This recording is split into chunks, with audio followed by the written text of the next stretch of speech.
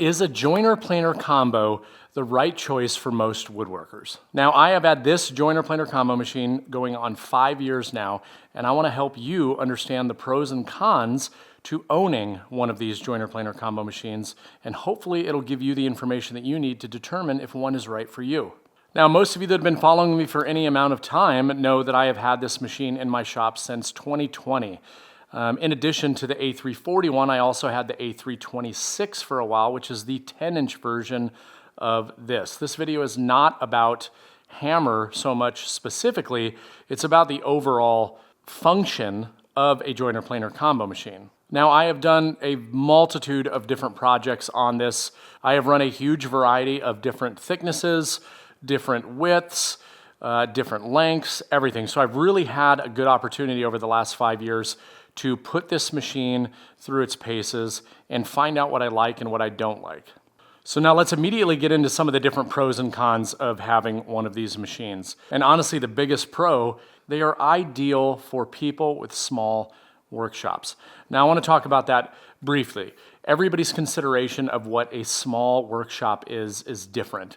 I consider my shop to be a small workshop. My shop is 20 by 30.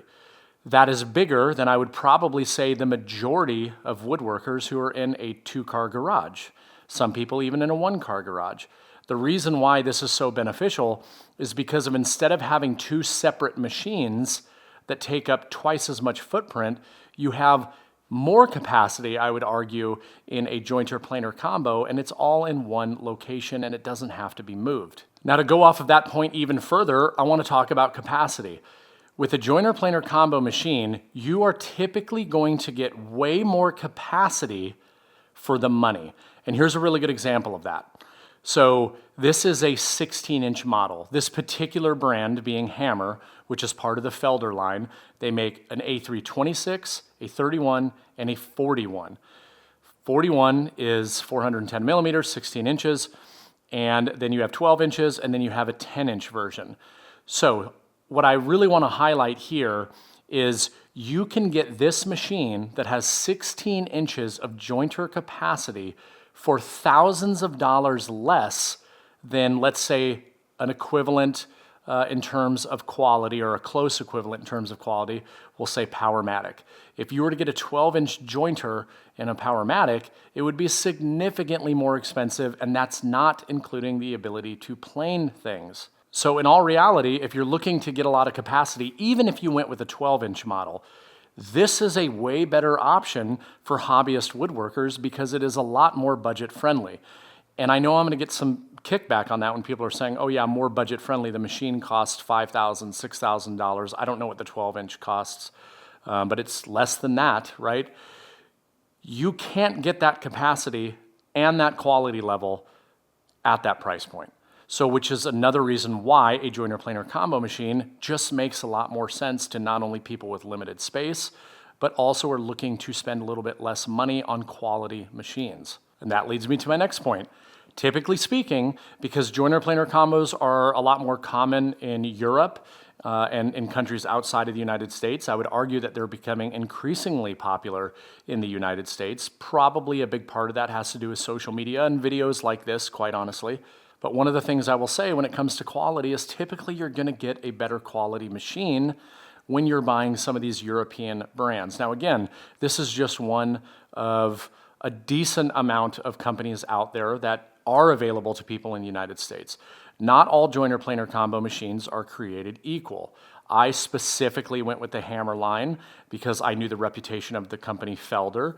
Granted, this is their budget-friendly option, but when we're talking about budget-friendly option, that's compared to the better line being Felder and the even better line than that being Format 4. And you'll even have the same thing when you go into a company, for example, SCM. So typically, because these are European tools, you're going to get a little bit better quality. And then finally, one of the pros that I really like actually has to do with the European-style blade guard. Much like a sliding table saw, this took me a little time to get used to, just like the sliding table saw did. But one thing I will say is I feel significantly safer utilizing this machine as opposed to Previously, I had a Powermatic, absolutely remarkable tools, great stuff. It had the pork chop style, and I just feel a lot more confident utilizing this, and I also have a lot more flexibility with this because everything is adjustable on the machine. Now in this video, just like all of my videos, I want to be completely upfront and honest with everybody. Everything is not great about owning a joiner planer combo machine. Like anything that you put in your shop, any changes that you make, any layouts that you make, any sacrificing in tooling, you are giving up something for something else. There is no perfect solution for everything. So there are some potential drawbacks to owning one of these machines. Now, without a doubt, the first one that I've gotten the most questions about is always related to what is it like changing it over. You have to change from a jointer to a planer during a project in order to, achieve whatever you're trying to achieve with that piece of wood. So the need to do that can interrupt your workflow. Now, because I'm talking about drawbacks, I do want to share with everybody the ways that I have overcome each one of those drawbacks. It doesn't mean that it's still not a drawback. It just means that I have some information that you might find really helpful if you're on the fence on whether or not one of these is right for your shop. The first one that I started doing is I just made sure that I prepped more material than I had thought I was going to need. There are a couple of reasons for this. The first is if you're working on a project and in the middle of it you realize this piece isn't going to work, or I need more than I thought, you'll have that material to draw from and you're not going back to the machine flipping between the two modes, trying to get a piece to match exactly perfect to the other ones. So a solution, just prepare a little bit extra material. This also has benefits in the long run simply because now you have material that is already prepped for other projects that maybe you want to do, or at least on its way to being at its final size. Now, the second thing that I had to do, and this was a big workflow change for me, what I used to do is I would joint a face, then I would run it through the planer, then I would come back and I would joint an edge because then I can flip it to either side of the board because it's at its final thickness and it didn't matter. Now what I do is I joint a face, I joint an edge, and then I run through the thickness planer, which is how most people do it. But that was a change for me, and have I noticed any significant change in that? Absolutely not. Those are the two ways that I have gotten over having to switch the machine from one to the other. So to walk you through this in real time, we'll go ahead and start the timer now, and I'll just talk you through. You just release these latches right here. You lift up the top, put down the stop, remove my hose, flip this over, hook up the hose, and this is the longest part here. It is just raising the bed to whatever the thickness that you want to start at.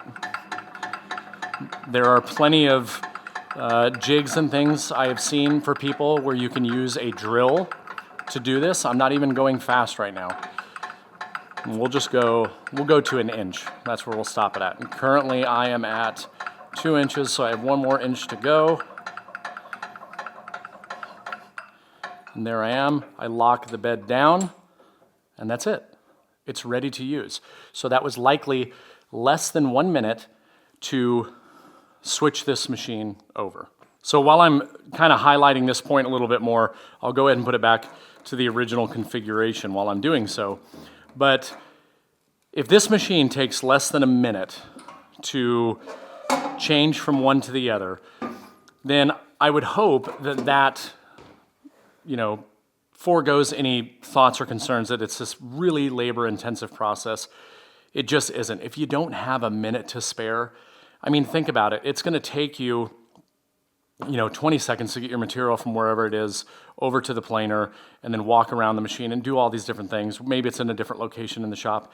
You changing over the machine in less than a minute, I just don't see that now as a reason why it wouldn't be worth, at least considering investing in a machine like this. 1 minute is not a lot of time, and if you just slightly modify the way that you go about processing materials, then it's really an irrelevant point completely. To be fair, I will say that when I first got this machine, the reason why I was so hesitant is exactly for that reason. And then I did it once at somebody's shop, and I realized, okay, this is not a big deal. So that's the first potential drawback, and how I overcame it. Now let's get into the second one. The second one deals with what you will typically see on these machines, especially if you go with the more budget-friendly options, and that has to do with the reduced bed length. So I will tell you that with my Powermatic or with a lot of these other brands, if you're going 8-inch or even bigger, which is really rare, typically you're seeing like production shops or big shops that, produce a lot of furniture on a regular basis. Not so much in hobbyists do you see like standalone 10-inch or larger. There are some, but not a lot, because they take up a significant footprint, and one of the significant parts of that footprint is actually the overall length. So you do sacrifice that for sure, and there have been times where I have found that to be a little bit disappointing. So this one currently, from the beginning of the cutter head to the end of the infeed support bed here is 34.5 inches, just slightly over. So I feel like if it was at 48, it wouldn't be an issue at all, because that's going to handle just about every board that most people are going to do, because you're supporting at least half the weight, therefore it's probably not going to teeter. And the minute you start pushing it through the machine, it's really irrelevant at that point. I don't find it to be as negative on the outfeed side, but the infeed side I do. Now, they do have a solution for that, and I would say that probably most brands do as well, and that has to do with that you can get these extension beds, and these simply slide on just like this, and they give you the additional capacity. So now let's do another measurement from the beginning of the cutter head. This is now 50 inches. So that does solve a lot of those problems that we were talking about. And I'll even go one further, at least with Hammer in particular, they actually make even longer outfeed supports that are supported by a leg, so you can actually double, if not more, the size of your infeed support. With that being said, it's not that it requires more of a footprint, because in reality you have to have that side open anyways if you're doing a long board. It would just be something that you would have to set up when you need it. Now, what's really cool about these supports on this particular machine is that you can actually use them on the outside of the planer as well to give you a little bit of extra support. Same thing applies if you wanted to get the extended long support. I never really use it. I don't really find a need for it, because I'm always usually standing there and getting ready to pull that board out. So that can be a downside. I will be honest with you and say that if I have 8-foot boards to joint on this machine, I don't absolutely love it, especially the wider the boards get, but I will most certainly be using one of those infeed supports, and it definitely does help. So you're getting more capacity in a smaller footprint, but there are trade-offs, like I was saying before. So you're not going to have those super long beds. Now with the joiner planer combo, if you did want to get that added bed length, then you would have to go up to a higher end model. So in the Hammer example, you would go to a Felder. I don't know what the equivalent would be among other companies, but the longer the bed length, obviously the price is going to continue to rise.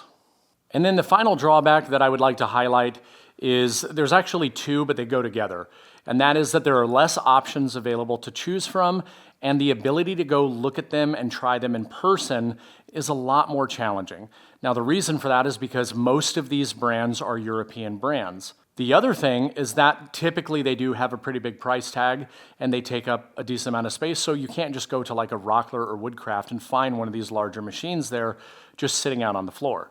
Now, what I have seen at one of those stores is something like the Jet 12-inch version, because obviously the lower capacity, the even smaller footprint that these machines take up. But now I think that might be one of the reasons why it's less likely for you to see them in so many shops, just like a lot of other tool brands. If they're not in the places that the majority of people go, a lot of people, one, just don't know about them, or two, they don't want to make a decision without actually being there and seeing it. Now, the solution to that is go to an event like IWF or AWFS. You're going to get a lot of these European manufacturers or a lot of these really big tool brands that are there. They'll have their tools on display. They'll be running. You can go touch them. You can, run them if they are running them at the shows. You can ask all the questions of the companies, and they will tell you those things. The other thing that I would challenge you to do, and I've actually had this in my shop quite a few times, People know that I have a particular tool. They happen to be local. They reach out to me and they say, hey, I'm local, I'm thinking about buying this. Is there any chance I could come by your shop? And I understand that's not for everybody, and obviously I don't just let anybody come to my shop. But if I can help somebody get their hands on one of these machines and actually see, then I think that's really beneficial. So what I would encourage you to do is if you have somebody in your local area that has one of these machines, then try to reach out to them and ask. The other thing I can tell you to do is actually reach out to the company, because they keep a catalog of everybody that owns their machines for the reason that I just told you. So again, I'll use Felder as an example. If you reached out to Felder and you said, hey, I'm interested in getting one of these machines, do you know anybody in my area that has that machine that might be willing to let me come by and take a look at it?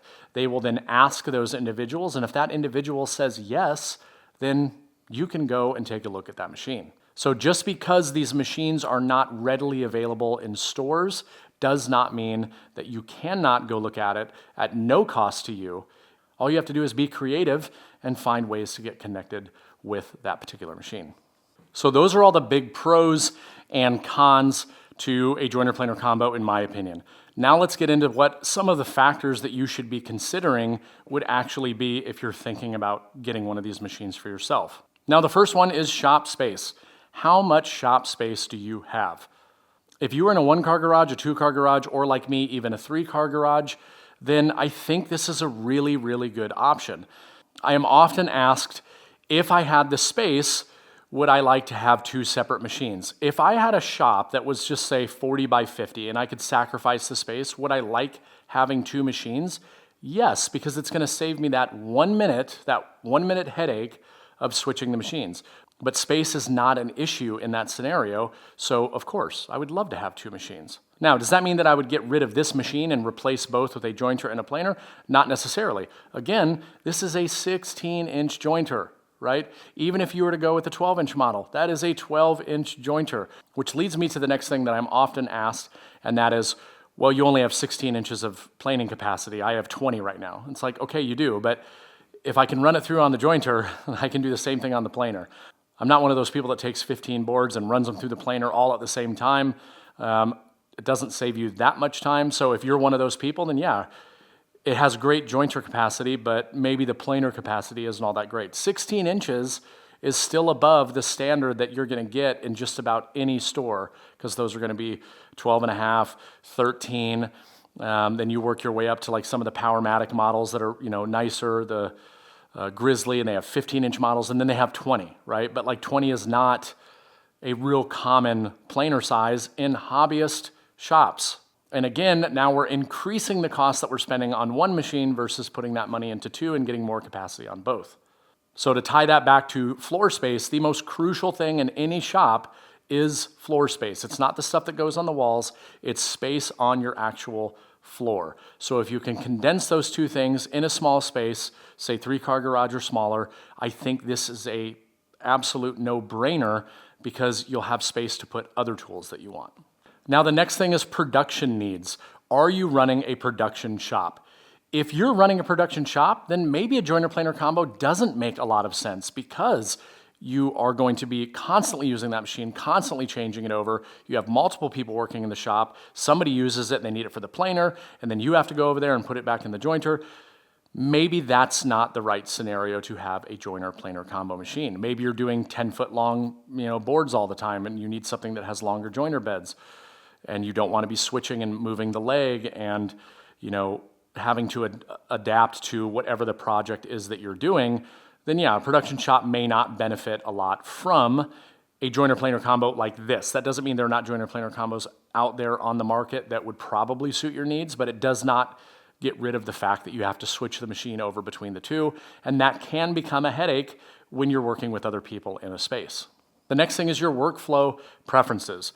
Do you want to have to switch between one and the other? If the answer is no, like with 100% certainty that you do not want to ever have to deal with that, then a joiner planer combo is not right for you.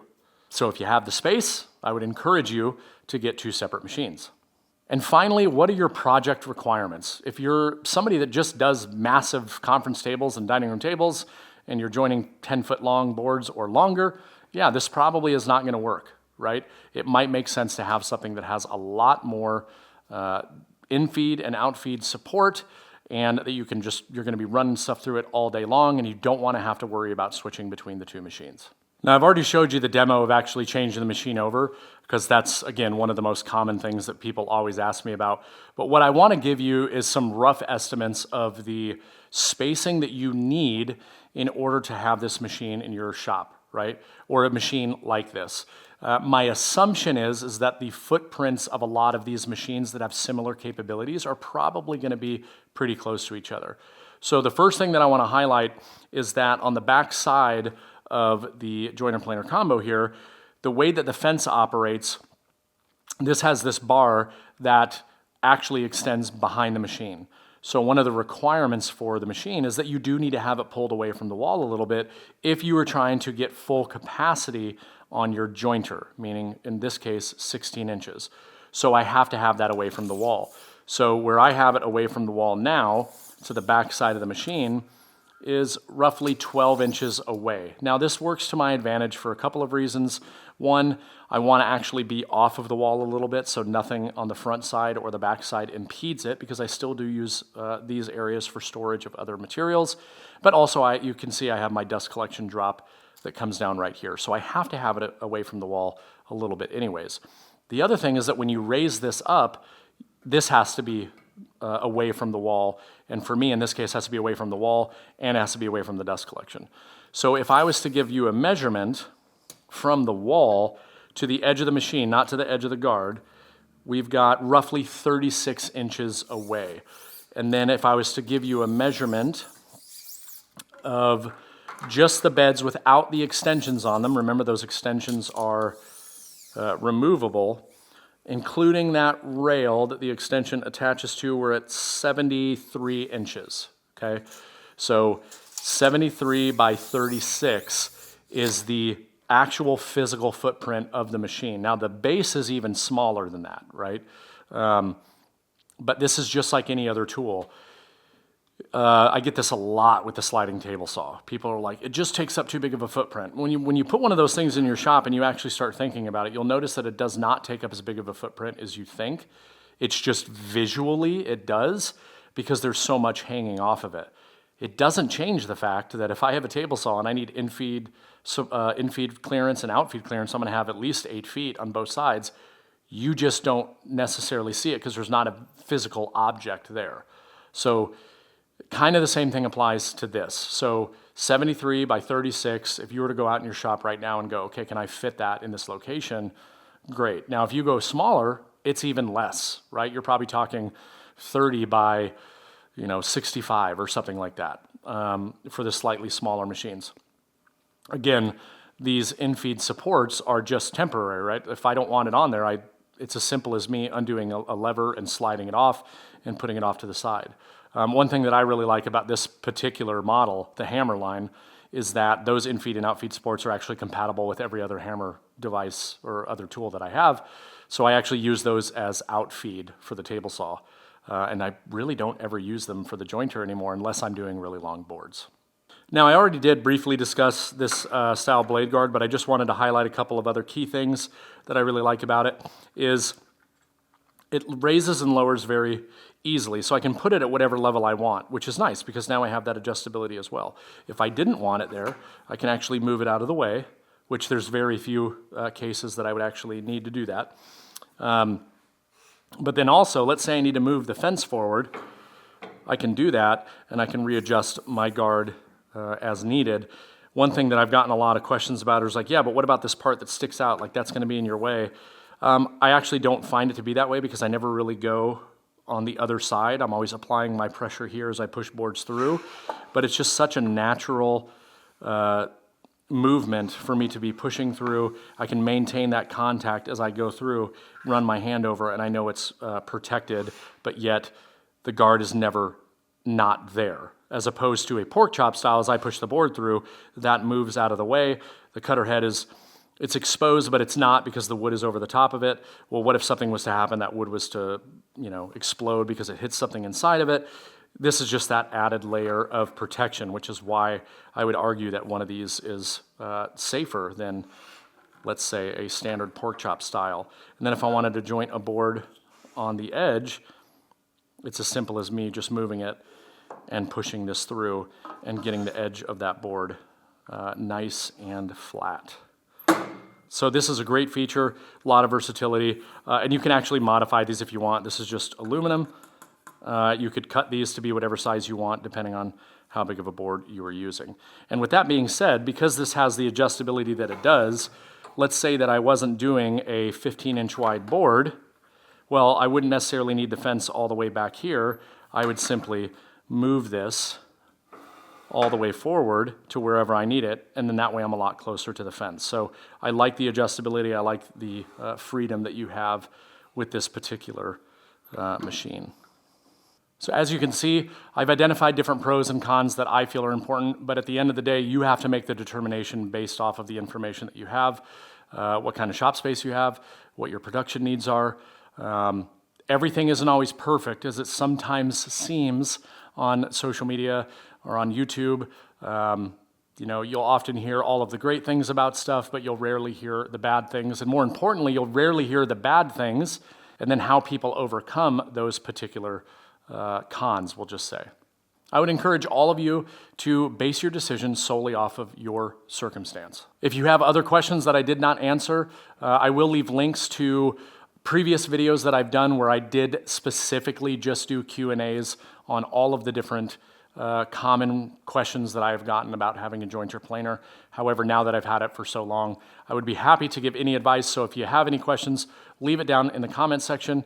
And if you found this video helpful, subscribe and come back for future videos. Thanks for watching.